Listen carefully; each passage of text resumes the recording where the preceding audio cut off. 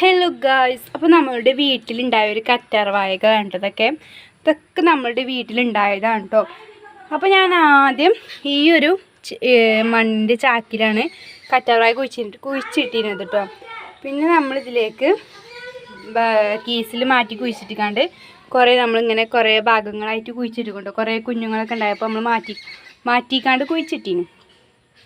അപ്പോൾ നമ്മുടെ മുഖത്തുനിന്ന് കുറേ പിമ്പിൾസൊക്കെ വന്നിക്കൊണ്ടോ.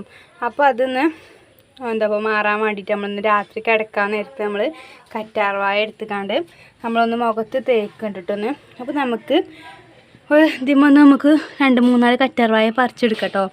അപ്പോൾ നമുക്കിതൊന്ന് മുറിച്ചെടുക്കട്ടോ. അപ്പോൾ ഇതാക്കണം, കറ്റാർവാഴയൊക്കെ നമുക്ക് മുറിഞ്ഞ് കിട്ടിക്കണ്ടോ.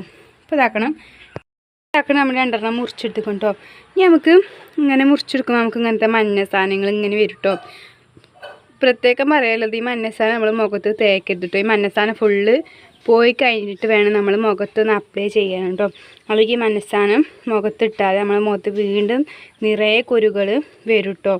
എനിക്ക് അനുഭവം ഉണ്ടാവുകൊണ്ടാണ് കേട്ടോ. ആ ഒരു മഞ്ഞ ജെല്ല് തേക്കരുത്. മഞ്ഞ ജെല്ല് ഒരു പേപ്പറിൽ നമ്മൾ കുറച്ച് നേരം ഇട്ട് വെച്ചിട്ട് മാത്രം മുഖത്ത് അപ്ലൈ ചെയ്താൽ മതി കേട്ടോ. അപ്പോൾ ഇതൊക്കെ ഉണ്ട് ഇന്നത്തെ വീഡിയോ. അപ്പോൾ നമുക്കിന്ന് രാത്രി കിടക്കാൻ നേരത്തെ ഈ ജെല്ലൊന്ന് ഈ മഞ്ഞൊക്കെ പോയിട്ട് നമുക്ക് മുഖത്തൊന്ന് അപ്ലൈ ചെയ്തുകൊണ്ട് കിടന്നുറങ്ങും കേട്ടോ. പിറ്റേ ദിവസം രാവിലെ നീച്ചുമ്പോൾ നമുക്ക് കുറേ ഗ്ലോ ഒക്കെ വെക്കും കേട്ടോ. അപ്പോൾ നമ്മളൊരാഴ്ച തുടർന്നാൽ തന്നെ നമുക്ക് നല്ല റിസൾട്ട് കിട്ടും കേട്ടോ. അപ്പോൾ ഞാൻ കുരുകളൊക്കെ വരുമ്പോൾ ഇങ്ങനെയാണ് ചെയ്യാറുള്ളത്.